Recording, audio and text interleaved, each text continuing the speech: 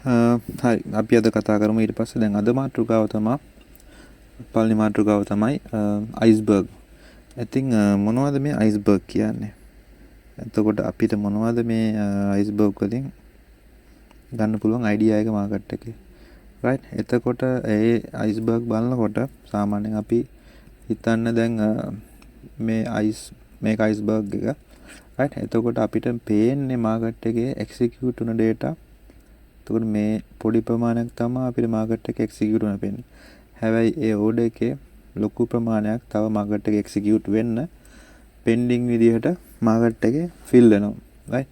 එතකොට මම ඒක බුක් මැප් එකේ පෙන්නුවොත් එහෙම බලන්න දැන් මේ උඩ තියෙන ලෙවල් දෙක බලන්න 34 තියෙනවා. රයිට්. එතකොට අයිස්බර්ග් එකක් කියන්නේ හිතන්න දැන් මෙතන තියෙනවා 340ක් ඕඩර්ස් ඉන්ස්ටිටියුෂන් ට්‍රේඩර් කෙනෙක්ගේ ඕඩර්ස් 340ක් තියෙනවා. හැබැයි එයා ඒවා 34 කෑලි වල කඩලා 34 කෑලි 10ක් තමයි මෙතනට දාන්නේ. හරිද? එතකොට අපිට පේන්නේ මේ 34 විතරයි. හැබැයි මේ මාකට් එක මෙතන හිට් වෙන්න 34 ඒවා. එතකොට මේක ෆිල් වුණා කියනකොට පළවෙනි 34 34 ෆිල් වෙනකොට තව 34ක් රීලෝඩ් වෙනවා. ඉතින් ඒ වගේ 10 පාරක් මේක ලෝඩ් වෙලා තමයි මාකට් එක එතනින් එක්කෝ තව බයස්ලා ඇග්‍රෙෂන් එක වැඩි නම් ඒක බ්‍රේක් කරන් යනවා. එහෙම ඇග්‍රෙෂන් නැතිනම් මේක එක්සෝස් වුණොත් එහෙම මාකට් එක රිවර්ස් වෙනවා. ඉතින් අන්න ඒක තමයි එතකොට අයිස්බර්ග් එකක් කියන්නේ. අපිට මාකට් එකේදී මේ පේන පොඩි ප්‍රමාණයට වඩා ලොකු ප්‍රමාණයක් තව මාකට් එකේ තියෙනවා ෆිල් වෙන්න. ඉතින් අන්න ඒක තමයි අයිස්බර්ග් එකක් කියන්නේ. එතකොට ඒ අයිස්බර්ග් වලින් අපි ට්‍රේඩ් කරනකොට ඒ කියන්නේ අපිට සාමාන්‍යයෙන් මාකට් එක රිවර්සල් එකකට අයිඩියා එකක් ගන්න පුළුවන් අයිස්බර්ග් එකකදී. දැන් බලන්න මෙතනදී මේ තියෙන දැන් මම කියනකොටම මෙතන අයිස්බර්ග් එකක් ආව බලන්න. සාමාන්‍යයෙන් අයිස්බර්ග් එන්නේ ඒ වගේ අර ලික්විඩිටි වැඩි ඒරියා එකක. ඒතකොට මොකද දැන් මෙතන බුක් එකේ පෙන්නන ගානට වඩා ඉන්ස්ටිටියුෂන්ලා ඒක මාකට් එක හයිඩ් කරලා ඒගොල්ලෝ try කරනවා මාකට් එක රිවර්ස් කරන්න. ඉතින් මේක හැම තිස්සෙම ඒක රිවර්ස් වෙන්නේ නැහැ. බයස්ලා ඊට වඩා ඇග්‍රෙසිව් නම් මේක බ්‍රේක් කරගෙන මාකට් එක ඉස්සරහට යනවා. ඉතින් එතකොට මේක ඇබ්සෝප්ෂන් එකටත් ලොකු සම්බන්ධයක් තියෙනවා. මොකද ඇබ්සෝබ් වෙනවා කියන්නේ හිතන්න දැන් මේ බයස්ලා මෙතනින් ලොකු ප්‍රෙෂර් එකක් දීලා මාකට් එක උඩට අරන් යන්න හදනවා. රයිට්. එතකොට මේ ඉන්න අයිස්බර්ග් ඕඩර්ස් ටිකයි මේ තියෙන ලිමිට් ඕඩර්ස් ටිකයි ඒගොල්ලෝ මාකට් එක ඇබ්සෝබ් කරනවා එන බයින් ප්‍රෙෂර් එක උඩ ඉඳන් ඇබ්සෝබ් කරනවා. ඉතින් ඒ වගේ ඇබ්සෝප්ෂන් එක ඒගොල්ලෝ ස්ට්‍රෝං වුණොත් එහෙම මාකට් එක මෙතනින් රිවර්ස් වෙනවා. එතකොට මේ හැරෙදී අපිට ෆුට් ප්‍රින්ට් එකේදී බැලුවොත් එහෙම ලොකු වොලියුම් එකක් බලා ගන්න පුළුවන්. මොකද බයස්ලයි සෙලර්ස්ලයි එක තැනකදී එක ප්‍රයිස් ලෙවල් එකකදී මූව්මන්ට් එකක් නැහැ. හැබැයි වොලියුම් එක වැඩි වෙනවා. මොකද දෙපැත්තෙම තියෙන කම්පිටිෂන් එක වැඩි හින්දා ලොකු වොලියුම් එකක් ට්‍රේඩ් වෙනවා. ඒ වුණාට රිසල්ට් එකක් නැහැ. මොකද ප්‍රයිස් එක එක තැන. ඒකට තමයි ඇබ්සෝප්ෂන් වෙනවා කියන්නේ. ඉතින් ඒකදී අපි බලමු ඊළඟ මේ තියෙන කියන්නේ සපෝට් එකක් විදියට යට තියෙන අයිස්බර්ග් ටිකෙන් එන සෙලින් ප්‍රෙෂර් එක ඇබ්සෝබ් වෙනවා. රයිට්. එතකොට මේ තියෙන්නේ ඇබ්සෝප්ෂන් එකේ මම අර කලින් කිව්ව ටිකම. ඉතින් 100ක් සෙල් කරනකොට යට ඉඳන් 150 ගන්න බලාගෙන ඉන්නවා. ඉතින් ඒක තමයි මාකට් එකේ ඇබ්සෝබ් වෙනවා කියන්නේ. මොකද එතකොට දැන් මේ සෙලින් ප්‍රෙෂර් එකක් තිබ්බට බලන්න මේක මම ඒක ඔයගොල්ලෝ බලන ගමන් මේක මම එක්ස්ප්ලেইন කරනවා. ඉතින් ඒ වගේ අර ප්‍රයිස් එක එක තැනක තියෙනවා. හැබැයි ලොකු වොලියුම් එකක් ට්‍රේඩ් වෙනවා දෙපැත්තට. බයස්ලා බයි කරනවා සෙලර්ස්ලා සෙල් කරනවා. හැබැයි ඒ තියෙන සමාන ගතිය නිසා මාකට් එක හරහට යන්නේ. ඒ කියන්නේ එකම තැන නෝමල් අපි දැන් සාමාන්‍ය කැන්ස්ටික් බලනවා වගේ මේක ටයිම් අපි ප්‍රයිස් නේ බලන්නේ. ඉතින් ඒ හින්දා ප්‍රයිස් එක එක තැනක ලොකු වොලියුම් එකක් ට්‍රේඩ් වෙනවා. රයිට්. ඉතින් මේකෙදි එක්ස්ऑක්ෂන්. හරිද? ඉතින් හිතන්න දැන් මාකට් එක එක්ස්ऑක්ෂන් කියන්නේ ඕගොල්ලොන්ට දැන් සාමාන්‍ය මාකට් එකක් නෙමෙයි. අපි සාමාන්‍ය වාහනයක් හිතමුකෝ. අපි ඕගොල්ලෝ ගමනක් යනවා.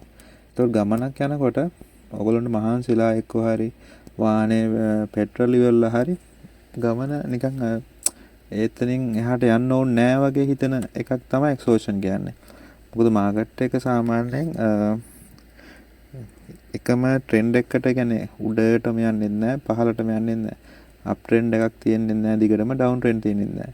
ඉතින් ඒ වගේ අර ට්‍රෙන්ඩ් එකක් එක දිගට යන්නේ නැතුව ටික දුරක් යනකොට ඒකේ තියෙන ඉන්ට්‍රස්ට් එක අඩු වෙනවා බයස්ලාට සෙලර්ස්ලාට. එතනින් එහාට ඒගොල්ලන්ට ට්‍රේඩ් කරන්න ඉන්ට්‍රස්ට් එකක් නැහැ. ඉතින් අන්න ඒ වගේ වෙලාවක් තමයි එක්සෝෂන් කියන්නේ. මම මේක chart එකේදී පෙන්නන්නම් ඔයගොල්ලන්ට. දැනට මේක බේසික් අයිඩියා එක තියාගන්න මේක තමයි ඒ කියන්නේ වෙන්නේ කියලා right.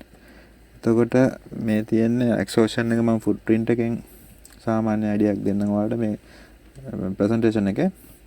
ඉතින් හිතන්න දැන් මේ කැන්ස් වල බලන්න දැන් වොලියුම් එක සාමාන්‍යයෙන් තියෙනවා. ඉතින් එක්සෝෂන් වෙනවා කියන්නේ ඒ කැන්ඩල් වල අන්තිම යටට කියන්නේ ලොකු වොලියුම් එකක් ට්‍රේඩ් වෙන්නේ නැහැ ඒ හරිය. හරිද? එතකොට දෙපැත්තෙම බයස්ලා සෙලර්ස්ලා එතන ඉන්ට්‍රස්ට් නැහැ ට්‍රේඩ් කරන්න. ඒකට තමයි එක්සෝෂන් කියන්නේ. මෙතන දැන් 0යි 1යි ඒ වගේ සාමාන්‍යයෙන් අනිත් කැන්ඩල් වල තියෙන ඇවරේජ් එකත් එක්ක බලද්දී මේකේ තියෙන ඉන්ට්‍රස්ට් එක අඩුයි.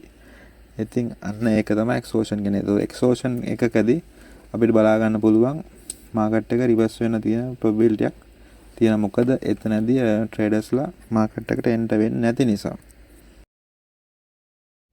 හරි ඊට පස්සේ අපි බලමු දැන් ස්ටෙප් 5කට කඩලා මේක කොහොමද අපි මාකට් එකට ඇප්ලයි කරන්න කියලා. I think එතනදී ෆස්ට් ස්ටෙප් එකේදී අපි බලනවා සෙලර්ස්ලා මාකට් එක පහළට අරන් යන විදිහ.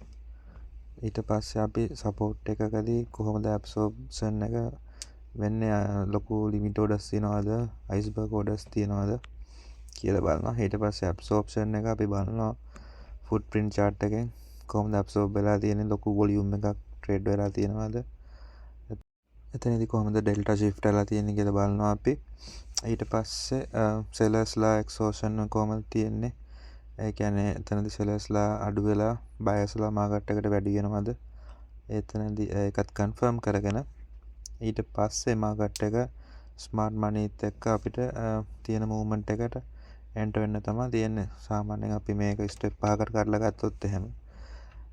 ඉතින් ඒක තමයි ඊට පස්සේ අපි බලමු මාකට් එක මේ රිවර්ස් වෙන විදි දෙකක් අපිට ගන්න පුළුවන්. එකක් ඇග්‍රෙසිව් විදියට රිවර්ස් වෙනවා. ඊට පස්සේ එක්සෝෂන් විදියට රිවර්ස් වෙනවා. right. එතනදී මේක V shape එකක් වගේම අරක එක්සෝෂන් වෙනකොට කර්ව් විදියකට තමයි මාකට් එක රිවර්ස් වෙන්නේ. ඉතින් දැන් මේ ඇග්‍රෙසිව් විදියට මාකට් එක රිවර්ස් වෙනකොට ලොකු ඇබ්සෝර්ප්ෂන් එකක් එක්ක තමයි මාකට් එක රිවර්ස් වෙන්නේ. ඉතින් ඒකෙදි මාකට් එක සාමාන්‍යයෙන් හොඳ රිවර්සල් එකක් අපිට බලා ගන්න පුළුවන්. මොකද එතන ඇග්‍රෙසිව් ගතිය වැඩි. එතකොට බයස්ලා මාකට් එකට එන්ටර් වෙනවා වැඩි.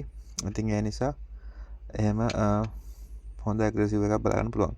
එතකොට මේ කර්ව් විදියට යනකොට එතන වෙන්නේ එතන එක්සෝෂන් එකක් තියෙන. ඒ කියන්නේ ඒ වෙලාවේ මාකට් එකේ ලොකු වොලියුම් එකක් ට්‍රේඩ් වෙන්නේ නැහැ. ඉන්ට්‍රස්ට් එක අඩු හින්දා.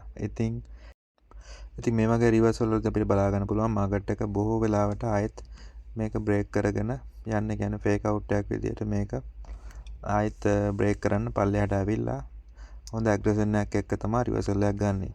ඉතින් thank you අද වීඩියෝ එක බලුවට. ඔයගොල්ලෝ මම හිතනවා දෙයක් ඉගෙන ගන්න ඇති කියලා අදත්. ඉතින් අද අපි කතා කරේ අයිස්බර්ග් සහ ඇබ්සෝර්ප්ෂන් එක්සෝෂන් කියන මාතෘකා තුන.